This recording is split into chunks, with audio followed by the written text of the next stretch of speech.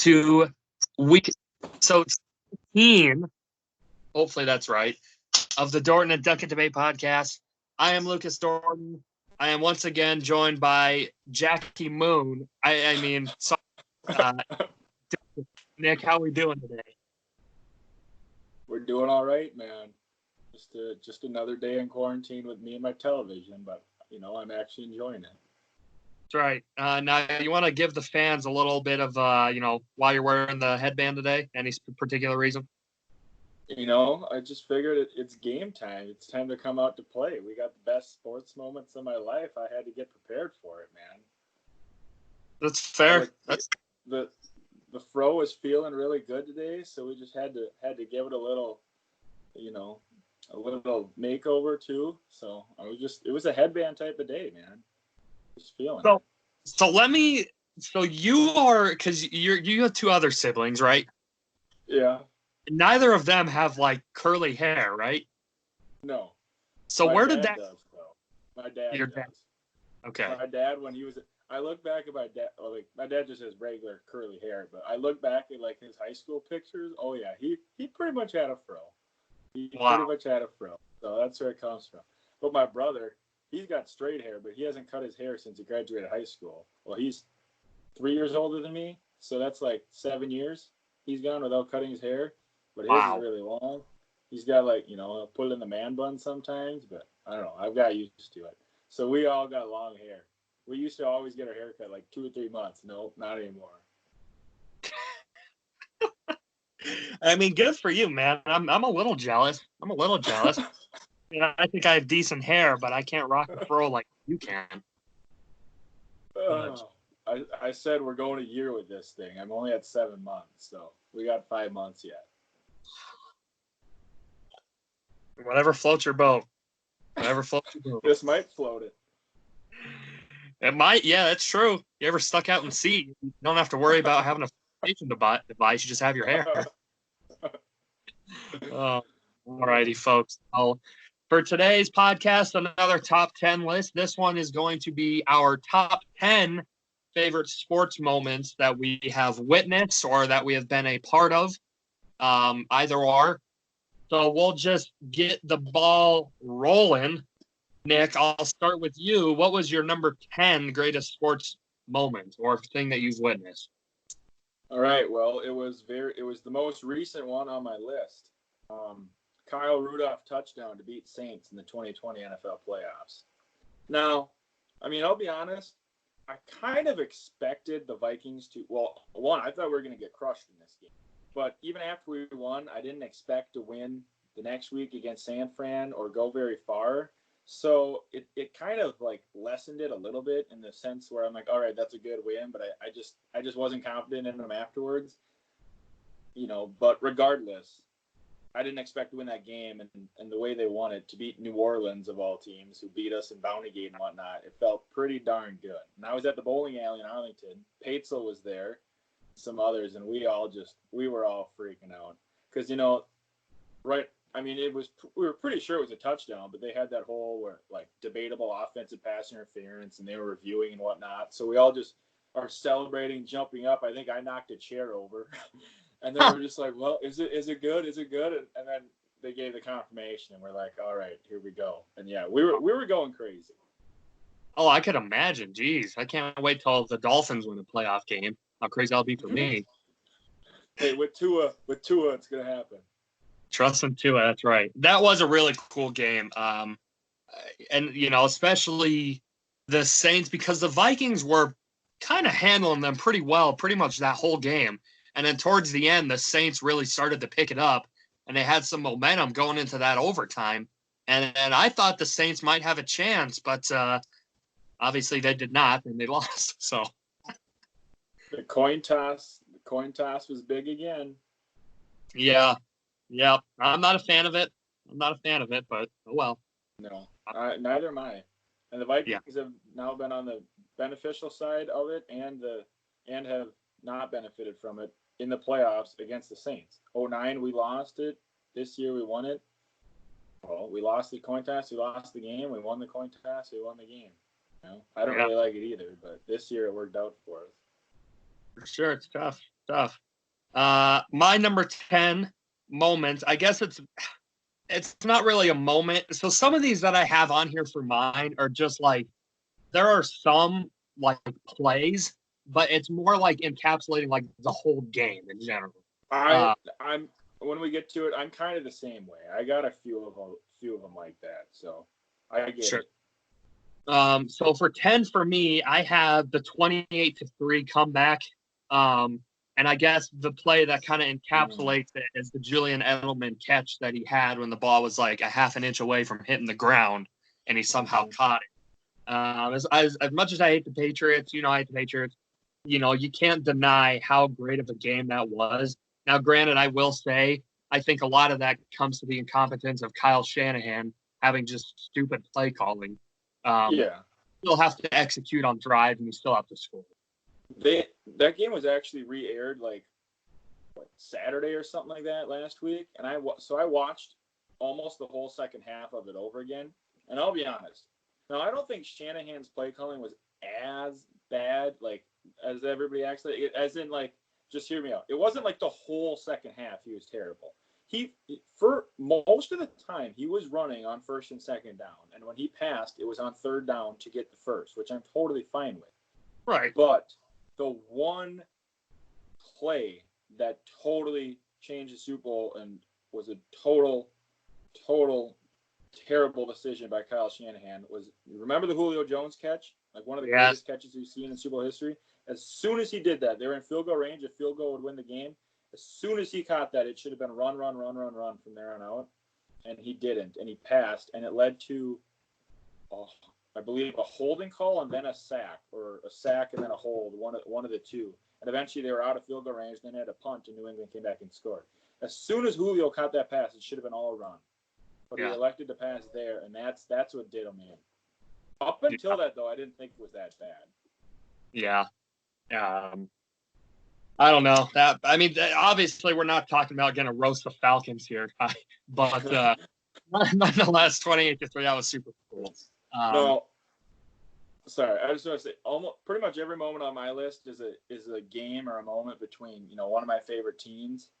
But so it's not necessarily like I picked any random moment. Whereas, however, I do after the Vikings, I'm pretty much a Brady and Patriots guy, although maybe not anymore. And that game was pretty awesome, but that did not make my list. But it was definitely a very, very good moment when James White sealed it for the Julian Edelman catch specifically. I mean, that was unbelievable. Yeah, for sure. I like that one. All right. Just for fun here, I'm gonna take. We'll find out later, and I don't want to expose your list, but I'm just gonna guess your number one because I want to see if I get it right. I think it's gonna be the Matt Holiday walk-off, but we'll see. Okay. Maybe we'll have to find out. Anyway, you want me to go 9 or you? You can do 9. You can do 9. All right. Twins win game 163. Twins win game 163 and walk out by Lexi Cassie in 2009. Now, I'll be honest. This one probably you'd think would be up towards the very top, but for whatever reason, my memory of this game is not very good. I knew exactly what happened. I just watched the replay of it like a week or two ago. But for whatever reason, I would have been 12 years old, and I can't even tell you where I was watching this game at. I don't know why. My memory of this game is not very good. But the game itself is probably one of the best games in Twins history of my lifetime, so I had to put it on here. So it's at number 9. That's a really good one. And this was well before, like you mentioned, 2009, before I was even considering going to college. I actually remember watching that game, and I was like, that is so cool. And the thing that I remember, obviously they're playing in the Metrodome, but I just remember how hyped everyone was. And I'm just, this is my peak into sports fandom. Like, I just watched the Rockies go to the World Series 2 years before, and now this game 163. Like, I mean, that was a fun game to watch. The Twins were so far back of the Tigers with like 15 games to go, and they just made this improbable comeback. And then they beat them in the game, and they were down, I believe, like 3-2 in the 8th inning of that game or 7th inning. And then Orlando Cabrera hit a go-ahead 2-run home run. It's probably the best game in Twins history after 1991. But yeah, for whatever reason, my memory on it's a little shady, so that's why it's only at 9. Sure. Yeah, so for my number 9, it is going to be UMBC beating Virginia, a 16 beating a 1 seed. I like that a lot. It's one of those things, with a lot of these sports moments, you can remember where you were when you watched them. And I think that's really what makes it memorable. And I can remember where I was for just about every single one of these ones, especially this one. I was at Avoniaz, which is a bar restaurant. Yeah, Mankato, where my school is. And I remember watching it with the buddies, and that was a great game. And it was one of those things where, like, there really wasn't, like, one significant play that really stood out because UMBC handled Virginia. Yeah. I mean, for Virginia, they had nothing going the entire game. It wasn't even close. Yeah. I was at the bowling alley for this one as well. I was just loving it because I wanted a 16 to win so badly. And it just, there's been countless times where the 16 was beating the 1, maybe at halftime or darn near at halftime. But you just know eventually the 1's going to come back. And this whole game, you're just waiting for Virginia to come back. And it just never happened. And they didn't even threaten them at the end. I mean, UMBC just controlled the whole game and would not let Virginia make a good run. It was unbelievable to watch. I mean, UMBC would have beat anybody that night. Granted, Virginia was the best team in college basketball that year, probably. They were like 30-2 in the ACC. UMBC just played unbelievable. They did. Which is, I mean, obviously it's higher up on the list, but nonetheless, a 16 seed being a 1 seed.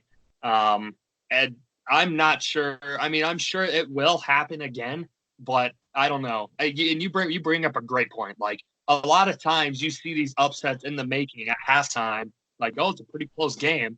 And then the second half comes and the team that's supposed to win just pulls away. And it's close. It's close. Credit to Virginia, though. The very next year, they redeemed themselves and won it all. They did. Yep. That's true. Number 8.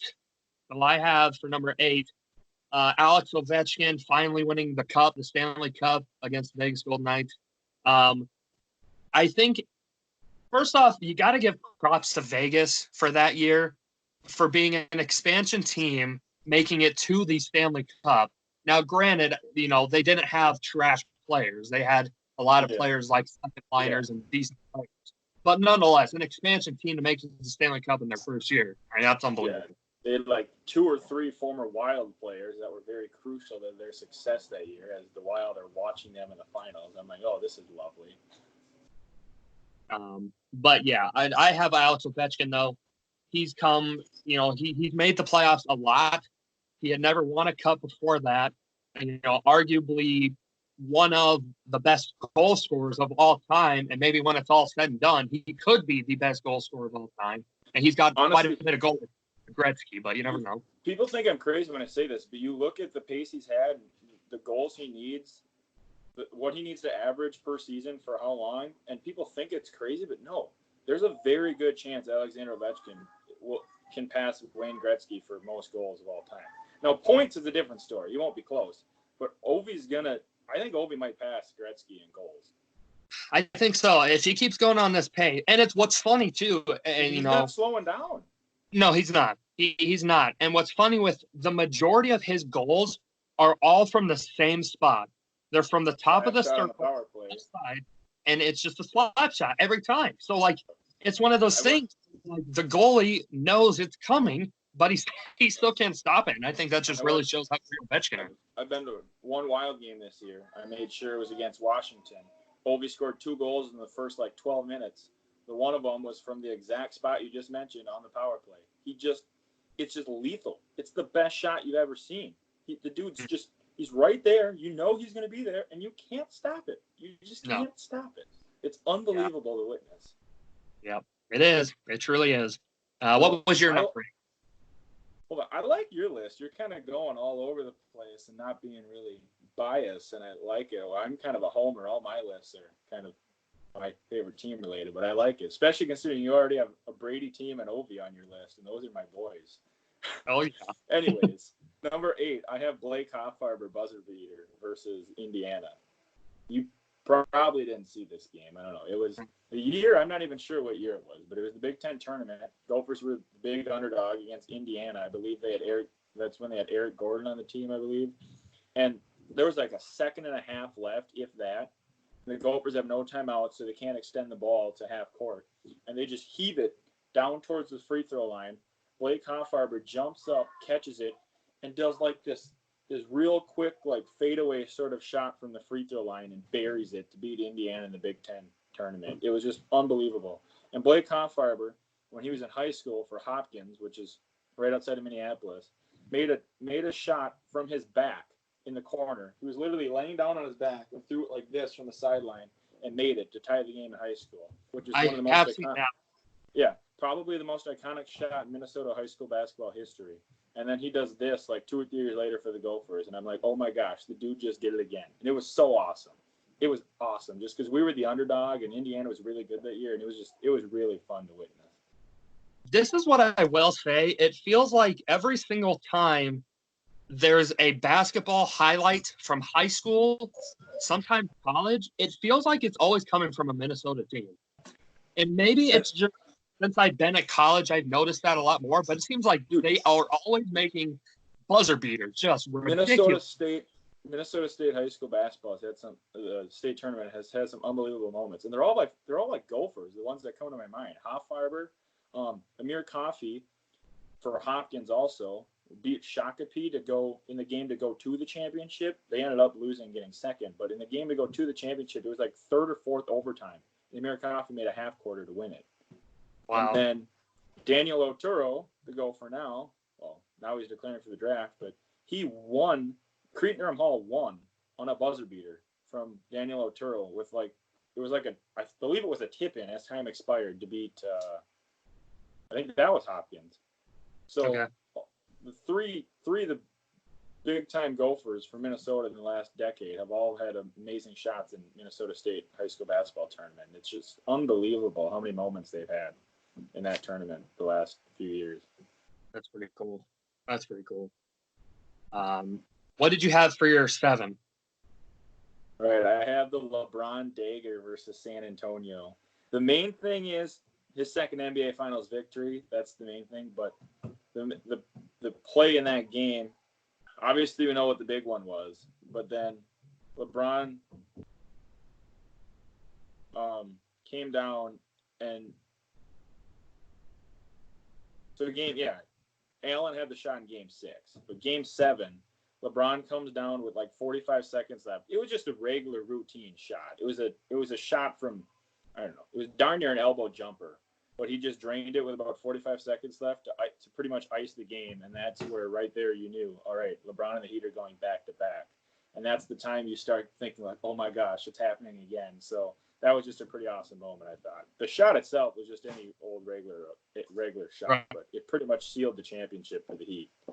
So, absolutely, yeah, I agree. That was a great play. Like not necessarily skill wise. Like it's not I'm not saying I can make the shot, but like for NBA standards, it's not really a difficult shot. Yeah. But just the moment. The moment is what makes it huge. And the fact that LeBron sealed it on a jumper was kind of nice because especially at that time, he'd always get trashed on for his shooting ability, and that time he's like, well, what now? I just sealed it with a dagger. So my number 7, I have Tony Walters winning the game for the Colorado Rockies against the Chicago Cubs in the wild card game a couple years back.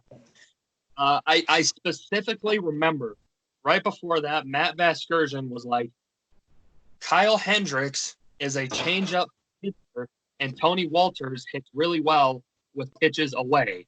And then, like, the next pitch, Hendricks, a changeup away, Walters just hits it right up the middle. We score, get the lead.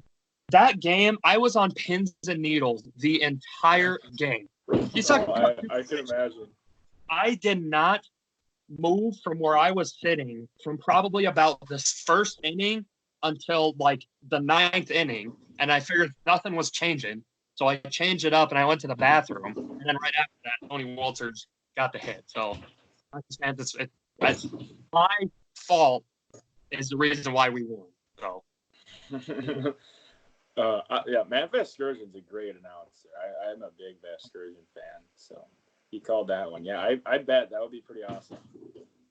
That was Twins cool. didn't fare so well in their one wild card game, but yeah. And okay, so number 6. I had my number 6 was the Minneapolis Miracle. I think it was just again, I remember where I was. I was in my dorm room with my roommate and his cousin who was coming to visit, and they both were saying, "Oh, the game's over. You know, there's no way they're going to win." And I'm like, I remember specifically saying, "You never know until the clock is out." And it was the play probably shouldn't have even happened because Marcus Williams takes his own teammate there, but nonetheless, a phenomenal play. And the fact that it was in the playoffs against the Saints, who argued, you can make the argument, maybe is your biggest rival outside of the Packers. Mm-hmm. And it's just an unbelievable play. And, obviously the next game they kind of got spanked, but nonetheless, it was a phenomenal play.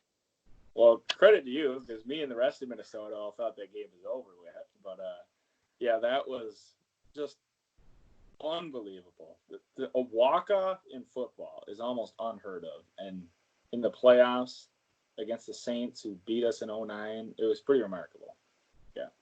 I just thought it was really funny, too, how when Diggs chucked his helmet off after that, how he got flagged. It's like, the game's over. Like, what are you flagging him for? By the way, the Wild and Timberwolves both had home games that night. And by the way, if you're a Viking fan and you went to one of those games, you're not that big of a Viking fan. I don't care. Sell your tickets. Don't go to the game. I really don't care. Anyways, the national anthem was being sung at the Wild game while that happened. And don't quote me on this, but I'm pretty sure the anthem stopped because it was so loud. I'm not positive because I wasn't there, but that's what I've been told. And at the Timberwolves game, it was shortly before warmups, and they were showing the game on the screen. And everybody at the stadium went crazy when that happened. And they showed Damian Lillard on the bench. It looked like he just lost the NBA Finals. He was so deflated. I don't know. He must be a Saints fan or something. Damian Lillard was in shock. But yeah, that moment was pretty crazy. All right, what was your number 6? Twins versus Yankees, July 22nd, 2019. It's just a regular season game, but it's that day and the next day. So there was a Monday game and a Tuesday game, I believe it was. I went to both. The Twins won on July 22nd, 8-6. They lost the next day, like 14-12 or something like that. And it's the best 2 baseball games I've ever gone to in my entire life. And that game on Tuesday, July 23rd, might possibly be the best regular season game we've seen in the last decade. But the fact that the Twins lost meant I liked the one the day before better. And the moment, I guess the game itself is what number 6 is, but like the moment, I mean, how you classify it, besides the actual point where we won, I would say the Garver hit 2 home runs that game. The second home run he hit was pretty cool. Or you could highlight the Nelson Cruz home run. The Polanco and Cruz went back to back. But I think the main play from that game, the triple play in the first inning. The Yankees, I think the first inning, who was pitching? I can't even remember who was pitching. I believe Martin Perez threw like 17 pitches in the first inning. The Yankees swung one time. And that was a triple play off the bat of Edwin Encarnacion. And I've never seen a triple play before up to that point because they're very rare. And that was pretty awesome and just a great game against the Yankees. I think the place was sold out. 8-6 victory. It was really, really cool. So that's my number 6. That's super cool.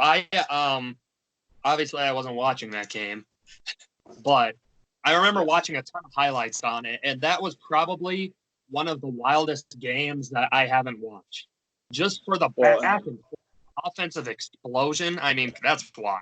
Well, and like the next game where the Yankees won 14-12 with the Hicks catch in extras to seal it. I mean, like I said, that's the better game. But the fact that the Twins lost made me like it, I guess, less. But that game and the game before that, Polanco and Cruz on back-to-back home runs in 2 straight games. That was pretty sweet. And I seen those two go back-to-back 2 consecutive days. So that was a good week, to say the least. Oh, yeah. Thanks from you. So now we're breaking into the top 5. Mr. Duckett, what is your number 5 on your top 10 list? My lone Gopher football moment. Now, see, I've never been a huge Gopher football fan. My dad, that's probably his favorite team. And so, I mean, to be honest, I kind of jumped on the bandwagon this year. I mean, I like Gopher basketball probably more than Gopher football. But this year, with that run they made, was so unbelievable. And that Penn State game, so they were both 8-0 at the time, I believe.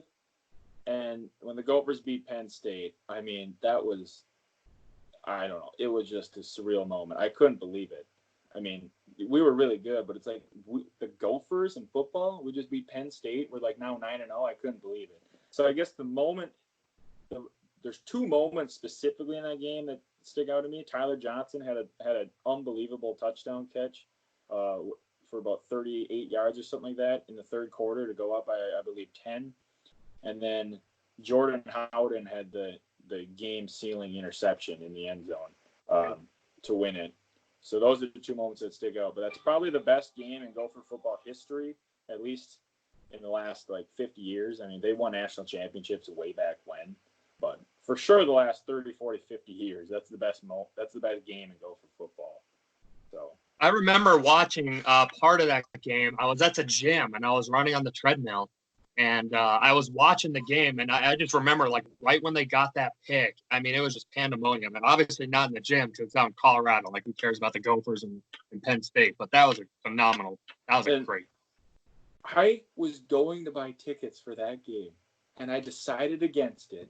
And I have never had a regret more in my life when it comes to going or not going to a game. I've never been able to storm the court or the field at a Gopher game, and I want to so bad. And I could have that day, but I didn't buy the tickets. Instead, I bought tickets for the Wisconsin game, and then we got crushed. If being a Minnesota fan, if this list were the top 10 most deflating moments in sports history, it would have been I would have had 25 nominees. That would have been an easier list to compile, by the way. Yeah, well, you guys certainly do have a lot of disappointments that have happened in your. I honestly, I can think of teams that have had bad luck throughout their history or just bad plays or whatever. But I don't think there is a state that has had more deflating, more just what the heck just happened plays go against them than the state of Minnesota. It's honestly unbelievable. I'm not trying to rope. The only team that it seems to be worse for is the Chargers. But as far as a city or a state in general, it's Minnesota. It's unbelievable. Dude, you guys losing them was heartbreaking. Heartbreak after heartbreak. We're the favorite and we'll lose. We're the underdog. We almost win, but just barely come out close or short. It's been a rough 22 years of sports watch in Minnesota. Well, for any of the ladies listening that are interested in Nick, you don't have to worry about commitment because if he is stuck through all these Minnesota sports teams after a lot of bad plays, he will be committed to you. I'm available, lady. And maybe he'll get a matching headband for you, too. Yes, I will do that. I'll do that. That's awesome. Wingman Dorton. Thanks, man. Hey, you know what? I like to help any way that I can. Any way that I can. Jordan's single too, ladies. That beard game he's got is normally pretty good, so get on that. Yeah, I just shaved a few days ago. I noticed that, yeah.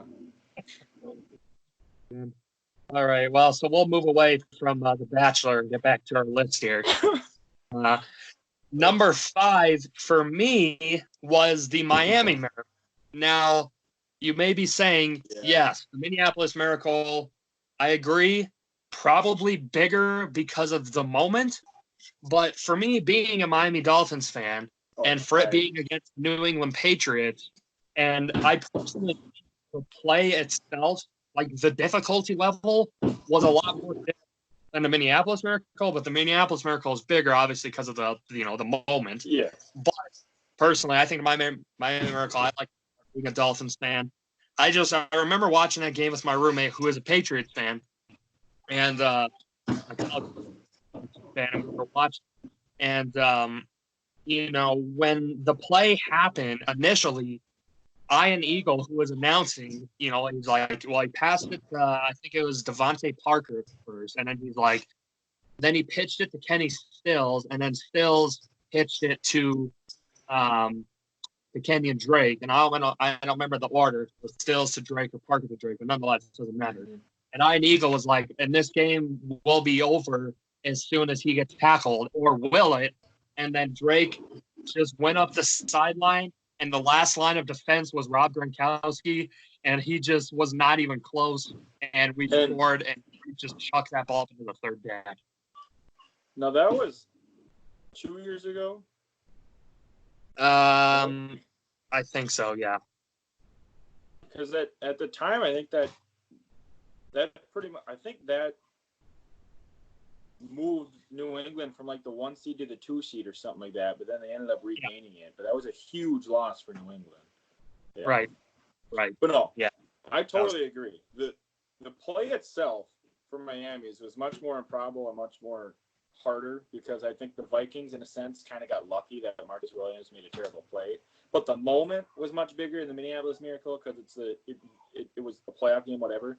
But for you, being a Dolphin fan, it makes complete and total sense that would be a bit better for you than the Minneapolis Miracle. So, yeah, I totally agree.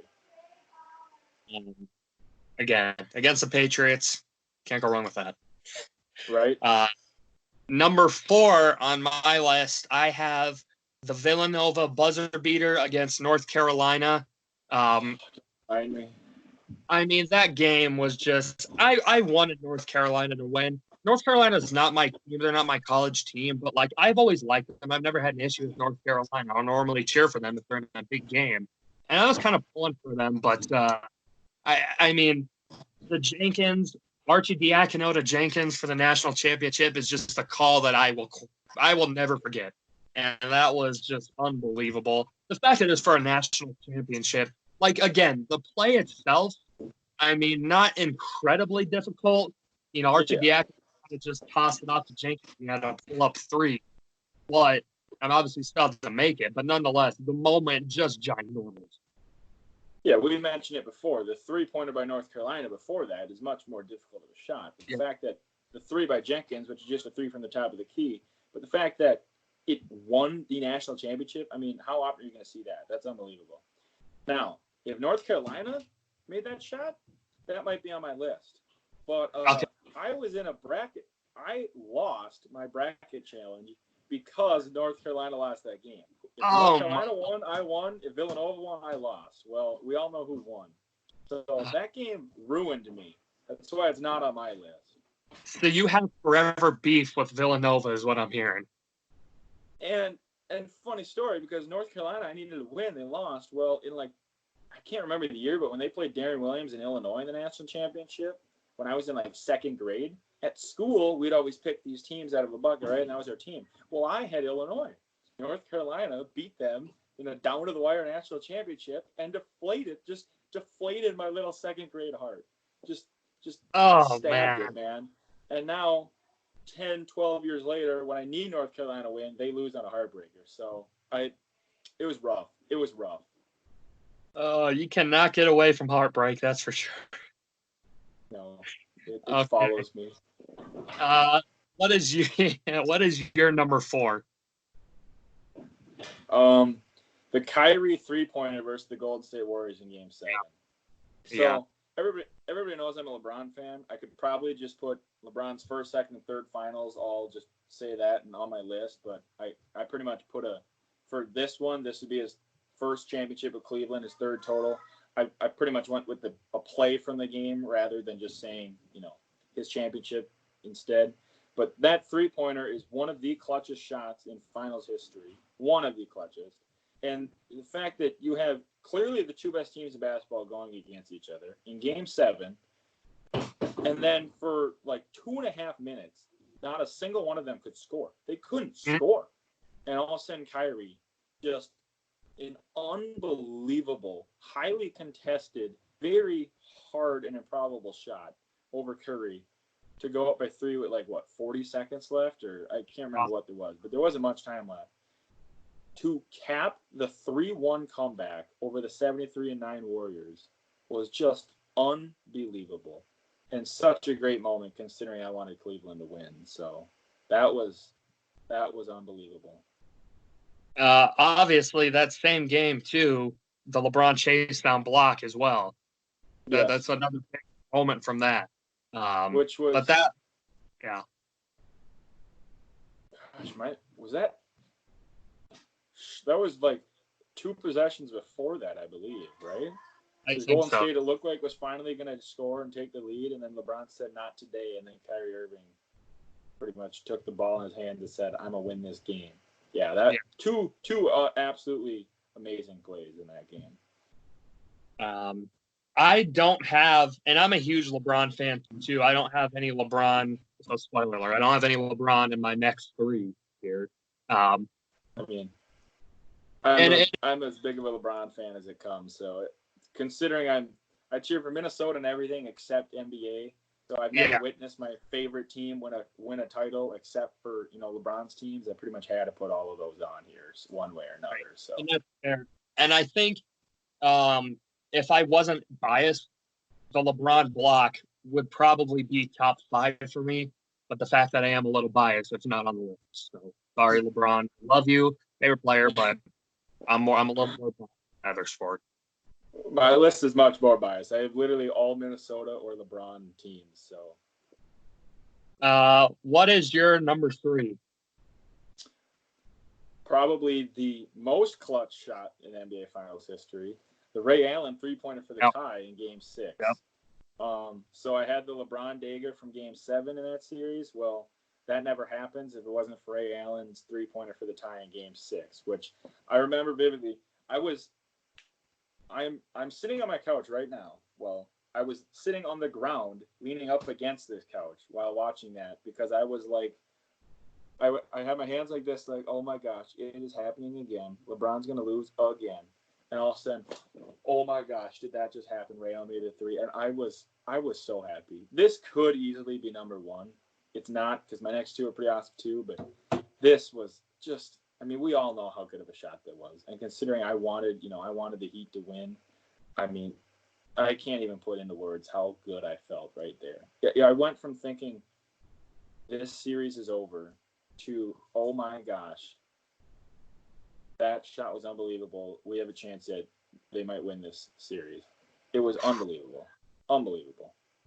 I remember that too. I was actually, so my family, up until, I don't remember, I think like junior year of high school or something, or senior year, up and through there, my family on my dad's side of the family, because my grandparents at the time lived in Florida. And so every other year we did a family reunion on my dad's side of the family in Florida.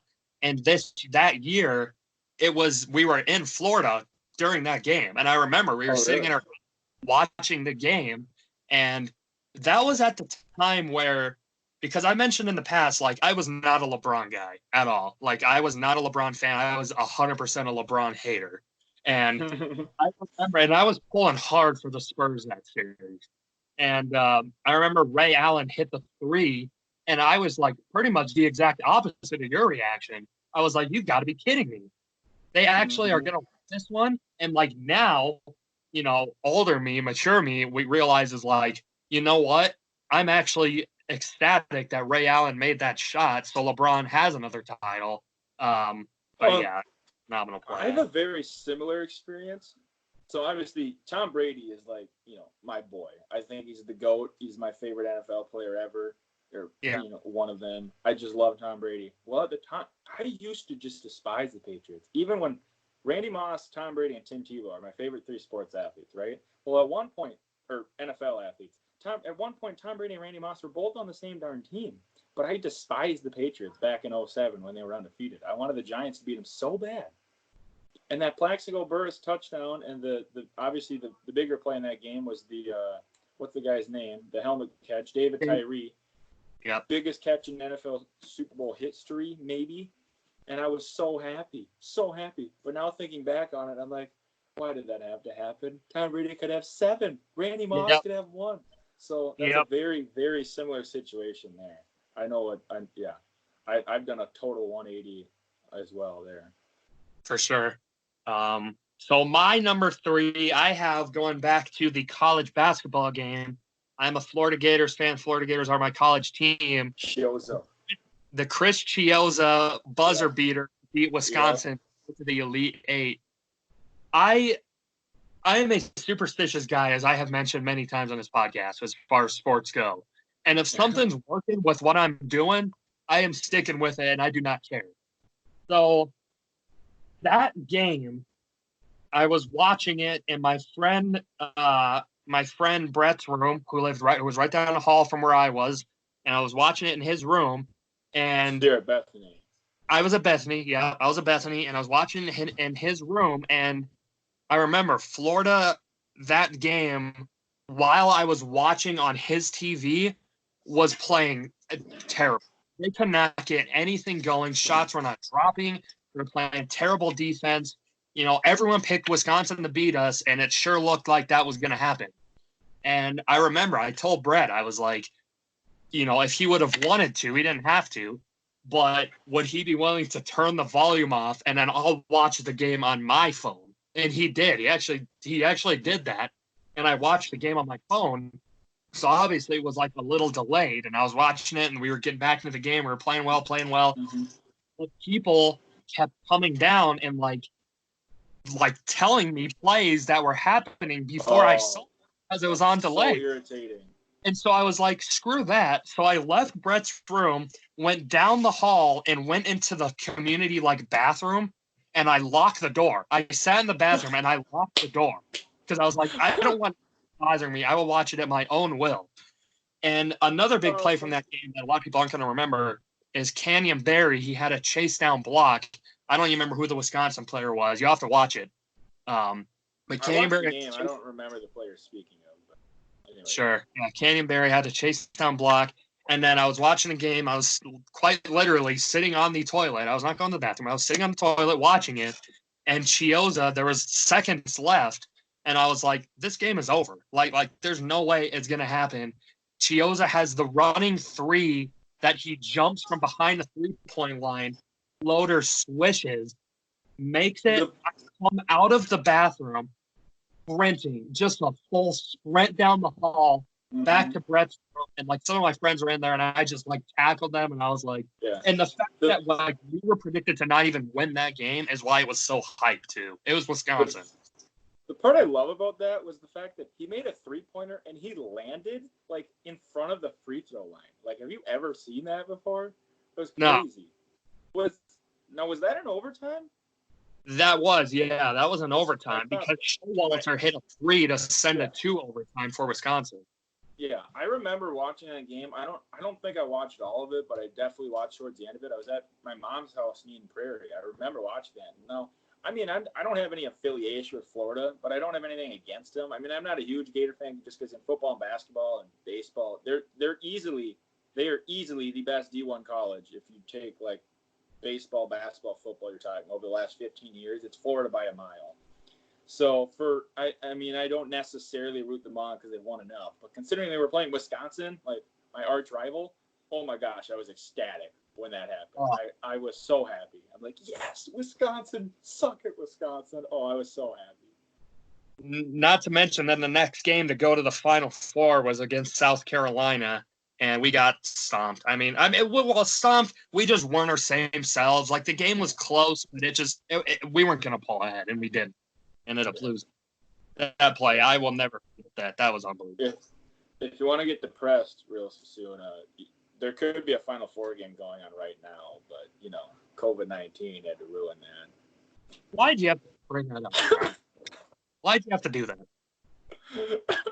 I don't know. I need to make you feel the same feelings I'm feeling for the fact that I can't watch Twins baseball right now. Well, thanks. Now I'm depressed, so that's You're good. welcome. So top 2, Nick, give us your number 2. Well, obviously, we know I'm a huge LeBron guy, and so none of my Minnesota teams have ever won a championship in my lifetime. But I consider LeBron's teams my favorite team. So the first time I ever witnessed my favorite team winning a championship, LeBron wins first championship. Obviously, like the game itself, I mean, it was game 5. They're up 3-1, so you kind of knew it was going to happen. It was pretty much a blowout. I mean, you knew OKC was going to at like midway through the third, you knew that game was over. So the game itself, the series itself, wasn't anything like the Spurs series or the Warriors. But the fact that LeBron won his first championship was obviously one of the best sports moments of my life. I have the number 2. I guess the moment itself would be just they showed LeBron on the sideline just going like this, so happy because he finally won it. And I remember, I believe it was Mike Breen. He said, as LeBron James, this might not be word by word, but it's something like, as LeBron James captures that elusive title he so desperately coveted. I'm like, wow, that's cool. And just to see, he was so happy on the sidelines. And the Heat, I mean, Dwayne Wade won another one. Mike, I believe that was the Mike Miller game where his shoe fell off and he just had like 7 threes. Just, it was unbelievable. And at that time, I mean, I'm obviously a huge LeBron fan, but I was like the biggest LeBron fan there was at the right then. And it was, oh my God, it was so awesome. It was so awesome. The whole next day, I'm just ESPN for like 18 hours or however long I was up, just listening to finals coverage and Heat present and interviews and whatnot. It was so awesome. That's cool. That's cool. I can't wait till one of my teams win it, hopefully, to be able to go through that. Well, when's the last time the Avalanche won? 2001. Yeah, so obviously you don't really. I was live, and not enough to know what sports. See, it's kind of funny. I mentioned the Twins game 163. I was like 12, and for some reason I barely remember it. But I'm telling you, in 2002, when the Twins beat the A's, which is the last time they won a playoff series, which is sad. That's in Moneyball, the Twins beat the A's, whatever. Yep. So 2002, I swear I remember them winning and celebrating. I would have been 5 years old. I mean, I don't remember the game, but I swear I can remember in the living room vividly them celebrating after the win. And I was 5, and I can remember that celebration, but I can barely remember game 163 for whatever reason. That's funny. So my number 2, Nick, you were close, but it is not my number 1 moment. It is my number 2. And that is Matt Holliday diving to home. Our game 163 against the San Diego Padres. You were pretty much the first ones to make that game special. Yeah. Yep. Jamie Carroll, who played for the Twins at one point, was on the Rockies, and he hit a ball to Brian Giles in right field. It was not deep at all. I mean, it was it wasn't even a curve. It was a laser to Brian Giles in right field, and I thought it was, again, I don't remember a lot from this game, but I do remember this play. And then I was like, there's no way that they were going to send him. And then they sent him, and I was like, great, Holiday's going to be toast at the plate. No. And sorry. No, continue. I don't want to interrupt you. No. And yeah, the play at the plate, Barrett dropped the ball, Holiday dove in, and his chin was all bloodied and scratched up, and he was laying on the ground, and I was just hyped. And we made it to the playoffs, and that was the phenomenal play. No, I got like 3 things to say about that. One, I obviously have seen the play. I can't think of where I can't picture the hit right now, how deep it was or whatever, but I'm a huge advocate of, if there's 2 outs, you should never assume your next guy is going to get a hit unless he's literally batting like 500. So I'm a big advocate of, go for it. If you're clearly going to be a dead duck at home, don't. But if you think it's going to be close, I'm all for sending them. I'd rather have a close play at home than hope my next guy gets a hit. But so I guess that's just how I feel about that. But 2, I have to ask, was Holiday safe? Yes. Yes. No, he wasn't. He never touched home. Yes, he did, Nick. He touched home. I don't mean to ruin your moment because it was unbelievable moment. But dude, he didn't even touch home. Yes, he did. I'm gonna go watch that play again Go to watch remember, it. but I seem to remember him not hitting home plate. Go watch it. He got I the will. end of home plate. And here's the thing, too, is when the ball was dropped, Barrett, who was the catcher, never tagged him again because he called him safe. He never even tagged him. So, like, it would have been one of those things where, like, if he maybe didn't touch home, Barrett picked it up and then tagged him. Okay, maybe. But he never tagged him again. He touched home, and the game was. I got to tell you this story sometime more vividly when I see you like in person next time. But in town team for Arlington, we were playing Henderson in Jordan to go to state, and we haven't been to state in a long time, right? I had a play. I was at second, 2 outs, a ground ball to first, and our guy somehow beat it out. And as this was happening, I rounded third and just went home because he didn't realize I was going. Throws at the last second. I slide into home. I'm 99.99999% sure I beat the play, and trust me, I'm being honest here. But so regardless of what happens next, I should have been safe. But anyways, the catcher drops the ball. I slid into him. It flies out of his glove and lands on the dirt 3 feet from home. And the ump said it was on the transfer and called me out. Oh, This was like the top of the ninth or top of the 10th inning. If he calls me safe, the next inning, I mean, granted it could go differently, but the next half inning we stopped him. So most likely, if he calls me safe, which I was, we would have gone to state. And the dude called me out, and the guy dropped the ball. It was, I'll have to tell you more about it one time. But it was not. I was literally just on my knees. I was literally on my knees like this afterward, just deflated. I didn't say a word. And the guys from our dugout were storming out. The fans were just pissed. I mean, it was in Jordan because Henderson doesn't have lights, but most of the fans were Arlington. Ooh. But back to that. Yeah, it was crazy. But back to your game. So you'd obviously remember more than I did. Now, I seem to remember. No, that was against the Padres, right? Yep. That was the year Jake Peavy was just an animal. I believe so. Yeah. Weren't the Padres up by like darn near 10 games in September or August? But the Rockies won. Did the Rockies win like 16 of their last 17 games or something like that? Yeah. Yep. So maybe one of the most improbable playoff runs we've ever, or runs to get to the place we've ever seen. And then, I don't mean to pour salt in the wound here, but obviously you swept the National League playoffs after that. So they've now won like 23 of 24 or something. It's unbelievable, just to eventually get swept by Boston. But the run they went on was unbelievable. I will say this. Boston played Cleveland that series. That series, I believe, went 7 games. I will hold true to this day. If Cleveland wins that series, I don't know if we win the World Series, but I think it's a lot more competitive because the Red Sox are just fresh off of a 7-game series. Rockies, we just Diamondbacks, we've just been sitting there for a couple weeks now, and I think that's what screwed us. Sometimes sweeping it is a bad thing. You sit so long. Granted, in baseball, a lot of times it's probably a good thing. There's no stress on the guy's arms, but a lot of times don't they have a day or 2 or 3 days in between the World Series anyway? It's not that big of a deal. So yeah, the fact that they swept might have hurt them. Yeah, I don't know. Now, is that what Jeff Francis, right? He was a stud He was that year, right? Yep, he was our eight.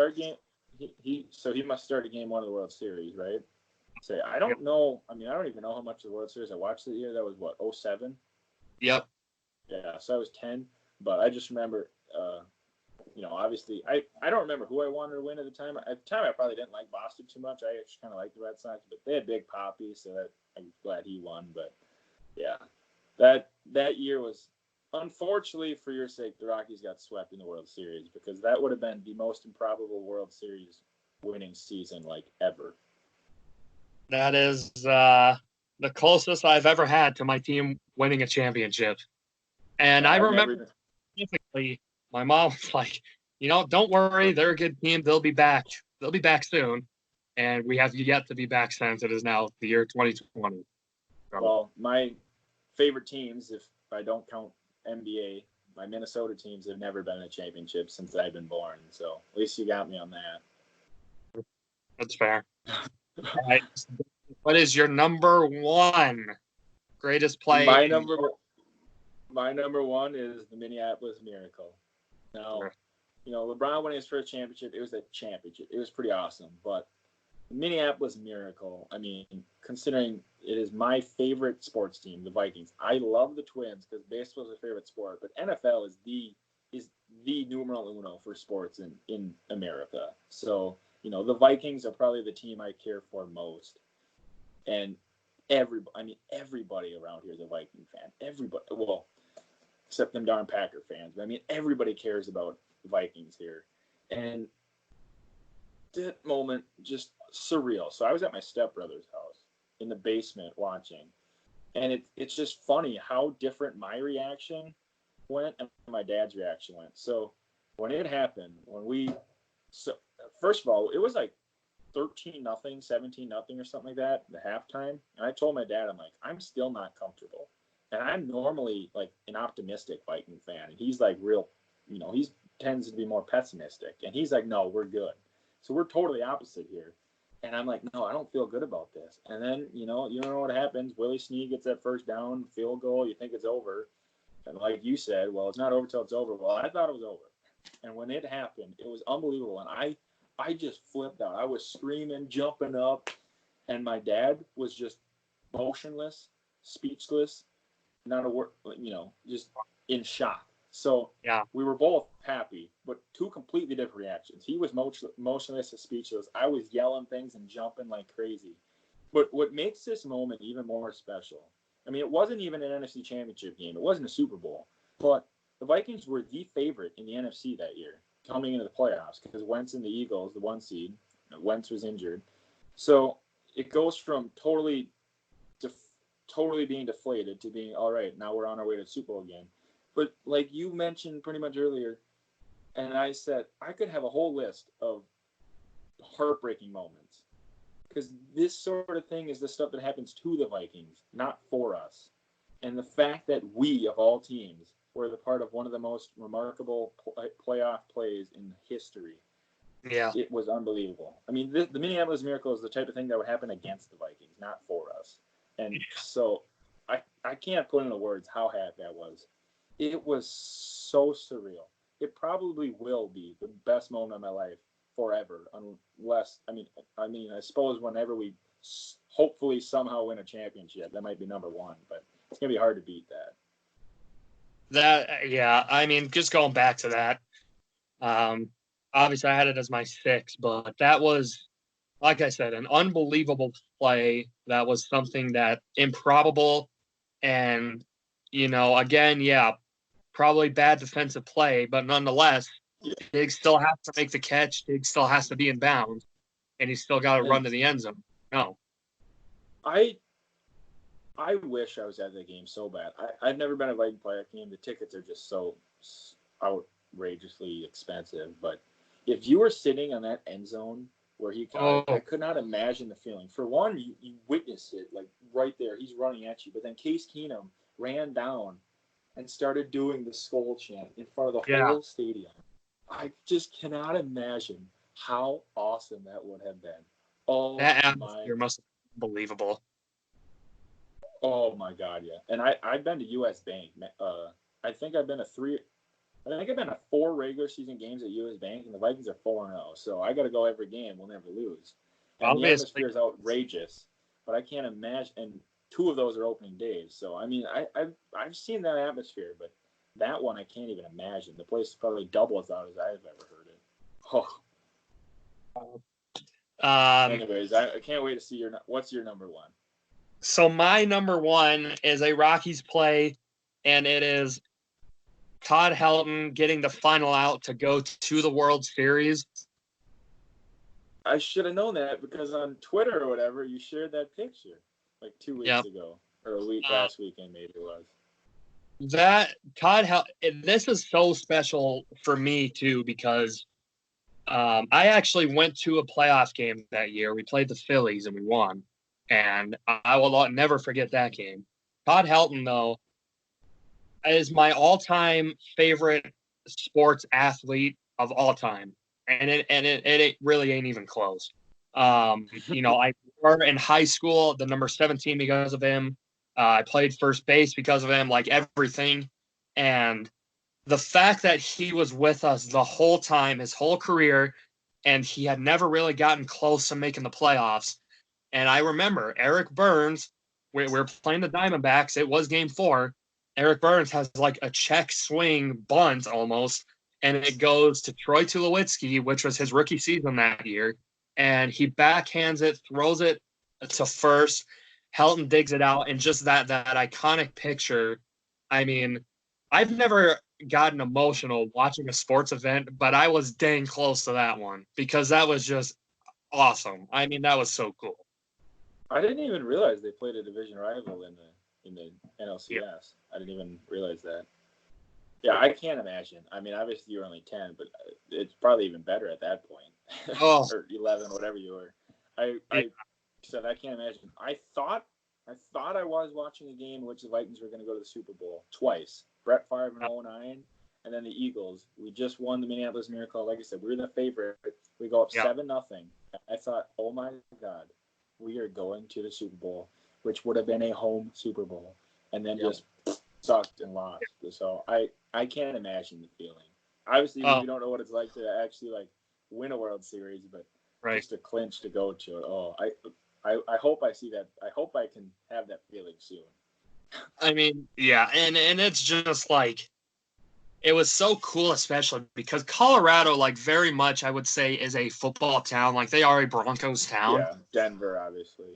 But during that 07 playoff run, nobody cared about the Broncos. Nobody cared about the Nuggets. Nobody cared about the Avalanche. It was solely on Rockies baseball, the Loto Magic. It seems like everything was going our way that season. Extra inning games, pitching was going our way. Everything was going our way. And Helton got the final out. And, I mean, it again, the play itself, I mean, I would not routine, but, like, it's a play that happens pretty frequently and not entirely difficult. But it's just, I mean, that was – and Helton's a guy, too. You know, I don't know how much you know about him. He doesn't really show a lot of emotion. He just kind of goes out there. He went out there, just did his thing. He's like a Tim Duncan. Hands up and screaming. I mean, that was unbelievable. Yeah. It's Minnesota. We were kind of that same way this year with Gopher football, like I mentioned. I mean, I'm a Gopher fan. I'm not like bandwagon. I've cheered for Alabama, Oregon, whatever. But the Gophers have always been my favorite team. But I was kind of bandwagon in the sense this year where I acted like I cared way more about Gopher football than I actually used to. Now I do, because we're good. And I'm a big Gopher basketball fan now too, which I never really was. But this year, like, you don't hear much talk about Gopher football. It's all Vikings. But then they beat Penn State. They're 8-0, 9-0. Everything's going their way, like you mentioned Colorado. The whole play, everybody was Gopher football fan now. They're saying roll the boat. Yeah, so I know what that feels like. Yeah. So you mentioned you were at a playoff game that year. How many have you been to? I've only been to one Rockies playoff game. Actually, only one sporting event playoff game. It was the 07 against the Fifth. I'm the same way. See, I actually wrote down some honorable mentions because one was the Twins playoff game in 2019 because the game itself was a pretty awful game. I wish it was like 1-1 or 2-0 Twins because going into the game would have been much better. But we were already down 0-2, and you can't really blame me. But I pretty much knew the series was over. The Twins have lost 17 straight playoff games or 16, something like that. So just going into the game, knowing even if we do somehow win, we're still probably not going to win the series. It made it worse. And the game itself wasn't even that good. It was done. We were never really in it. It was like 4-1. But the game itself was just awesome. It's the only professional sport playoff game I've been to. The whole place was packed. The first inning, nobody sat down. The dude in front of me literally sat down for 30 seconds the whole game. So I was standing pretty much the whole game because I had to. But I didn't really mind. And when relievers came out, they'd shut the lights off, which I've never seen them do at Target Field before. And then everybody would, put up the whole phone or whatever, which is kind of cliche, but it actually looked pretty cool. So the game itself wasn't that good, but the fact that it's the only playoff game I've ever been to is pretty awesome. So I had that on there. And I don't know. Like I said, I just want to say honorable mention. Like Brett Favre to Greg Lewis. Do you remember that? I don't. I've never watched the game, but I have seen a highlight of it. That is Favre. It was against the Niners. I think that put us at like 3-0 or 4-0. Greg Lewis, that's probably one of I'm not kidding, one of probably 12 catches he's had in his whole career. That was unbelievable. I'm Malcolm Butler interception to clinch the Super Bowl. That was pretty awesome.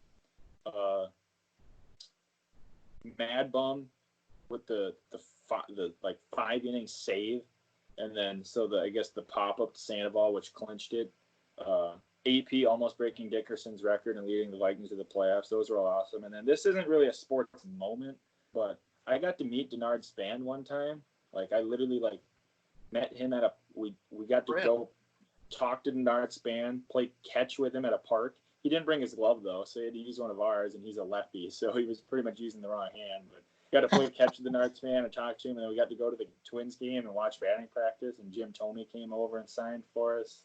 It was it was a pretty cool day. I was 12. I was actually on Target Field 2 days in a row because there was that, and then I think it was the day before that I got to walk the field with my baseball team because we won the state tournament that year. Got a high five from Orlando Hudson. So in 2 straight days as a 12-year-old, I got a high five from Orlando Hudson and got to play catch with Denard Span. So all I was. And you got Jim Thome's autograph. Yes. Who's probably one of my favorite Twins. Yeah. And Denard Span was always one of my favorites too. Yeah. Some honorable mentions that I had. Couple Rockies ones. Cargo hitting a walk-off home run for the cycle against the Chicago Cubs. I think that was in 2010. People always say Ken Griffey Jr. has the sweetest swing of all time, and I agree. You watch Cargo swing when he makes contact with the pitcher he knows is going out. It is a sweet swing. And I was one of those. I honestly thought I was going third deck. He hit 2 home runs against me today on the show. So there you go, baby. Didn't Tulo do that same, or didn't Arenado do that same thing? And that was the other one. Arenado hitting the walk-off for the cycle against the Giants on Father's Day a couple of years ago. That was cool. Sorry. No, continue. Okay. Another one, Cubs and Indians Game 7. That entire game, arguably one of the best World Series games I think I've ever watched. If that rain delay didn't happen, I think the Indians are winning that game. I was thinking about that right before we did this. It's probably one of the best Game 7s there's ever been. As far as actual game, I think it's better than this last year's one, but not. This last year's one was pretty good too. But there's been probably better games in more recency. But the fact that it's the Cubs who hadn't won in 100-some years, and the Indians hadn't won in 50-some years, makes the stakes even bigger in a sense. So it's it's one of the best games in Major League history. But I think the biggest moment from that game is the Davis home run. Yeah, Rajai Davis. It's totally improbable. Davis isn't even much of a home run hitter. And everybody thought it was over. The Cubs are going to win. The fact that the Cubs won makes that moment, lessens it because the Indians didn't win. But the Cubs make the game itself a bigger moment because they hadn't won in over 100 years. But if the Indians won, that Rajai Davis home run would go down as one of the best plays in Major League history. That game was just barely snuffed that. That barely got over. Yeah. And off of Chapman. And I wanted the Indians to win, which they're in our division. And I normally don't cheer for anybody in the Twins division, the Vikings division, anything. But I don't want the Cubs to win. And I actually lost $100 in that game. So I was pretty happy with Davis hit that home run. That's funny. I bet one of my buddies that this was a year or two before the Cubs won the World Series. I said I bet him $100 that the Cubs wouldn't win a World Series for 40 years or 50 years. I'm like, when I'm 65, I'll come collect on my bet. 2 years later, the Cubs win the World Series. I'm like, son of a. So much for that. That's funny. Another one, a couple other ones, the LeBron chase down block. Again, we kind of already talked about it. That was a great play. And another one, kind of with you meeting Denard Span and then Jim Thome and all those guys. I actually met Todd Helton after one of my baseball games in high school. No way, really? Well, it was cool. We were playing at a field, and the game was still going on, and I saw a guy that looked just like Todd Helton walk by the field, and I was like, there's no way it's Todd Helton. And the game was over, and my cousin was playing on the baseball team as well too. And well, I guess my second cousin, technically, his mom is my first cousin, but they actually knew the Heltons. Like my cousin's daughter actually, played soccer and t-ball with Todd Helton's kid. So like they actually like kind of knew them. And Todd Helton like walked by and like was on the other side of the complex with the field. And my buddy and I got to walk with my cousin, and like she introduced us to Todd Helton, and I was like stars. How old were you?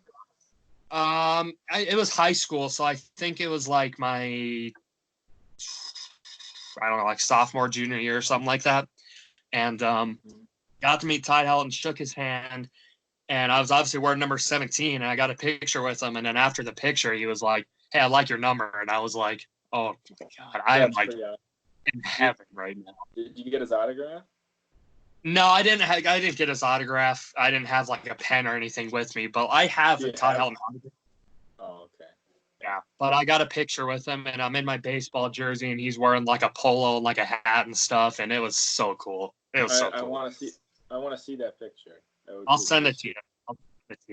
Yeah, that would be cool. So he was just there watching the game? Well, he was watching his kid's soccer game because they had a soccer game going on at the same time. And I didn't want to like walk up to him. I didn't want to be like during his kid's game. I didn't want to like bother him. But like he was super cool, so nice. I'm kind of the same way. It's like I want to, if I see an athlete, I want to meet him, but I don't want to be that dude who just constantly bothers them either. But yeah, his kid picked soccer over baseball. Well, I mean, she was like it was like Pee Wee soccer. Okay, and it was a girl, so she'd be in softball, not baseball. Okay. Yeah. I actually walked by. I don't know if you know who Brock Lesnar is. WWE. Yeah, he's from Minnesota. Okay, so I went to Ric Flair, Brock Lesnar. They're both from Minnesota, man. I went to Twins opening day last year, so 2019. Yeah. Oh yeah, we met each other. Yeah, we saw each other there. That's right. Because I caught a ball in batting practice. But anyways, after the game was over. Right. Yeah. Yeah. My buddy. I was with my buddy Nick DeWans, who went to Bethany's on the baseball team there. And we were walking back after the game, back to the car on the sidewalk, and Brock Lesnar walked by. He literally walked by.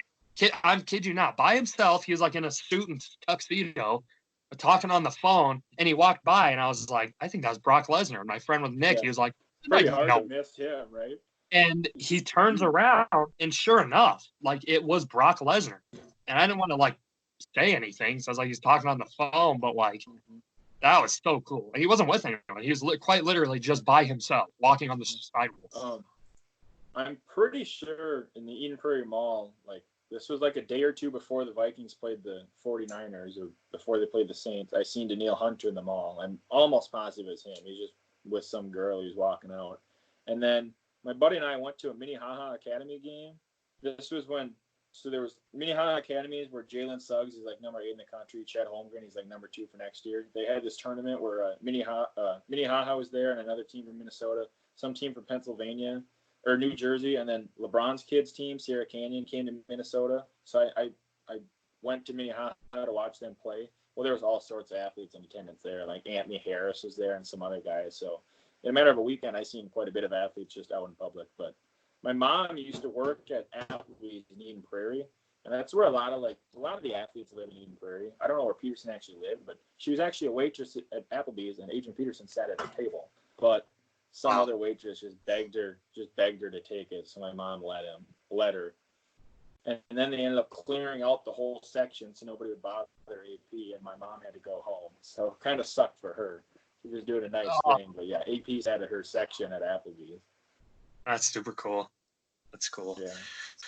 All right. Well, yeah, we went a little bit longer than expected, but that's fine. Getting into sports memories and stuff, that's super cool. It's super cool to hear and stuff. But and we won't be able to make any new ones for a while, so it's better we might as well reminisce on some of them. Yeah, that's a good point. But those are all the ones I have to talk about, Nick. Do you have any sports things that you want to bring up? Any topics, anything? Quick mentions? Not really, but thanks to everybody on Twitter who gave us ideas. We'll probably do those, we'll probably take some of those for next week. Yeah. because without sports, we got to find without actual games going on right now. It's hard to find stuff. So thanks for letting us know about that. But yeah, I don't know. This was fun. It's kind of fun reliving the memories. Sports are obviously a huge part of both our lives, huge hobbies. So it kind of sucks right now. So it's just fun to think back to them sometimes. So it was hard making this list. It was very tough. Very tough. It was fun.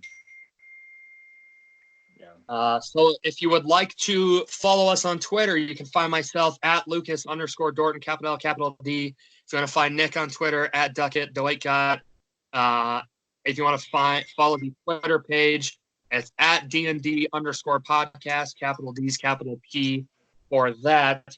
Make sure to subscribe to our YouTube channel, Dorton and Doetkott Debate Podcast. Share this podcast, share other ones. If you have topics you want us to discuss, please let us know. But anyways, that is all the stuff we have to talk about. As for myself and Mr. Nicholas Doetkott, until next time, we are out.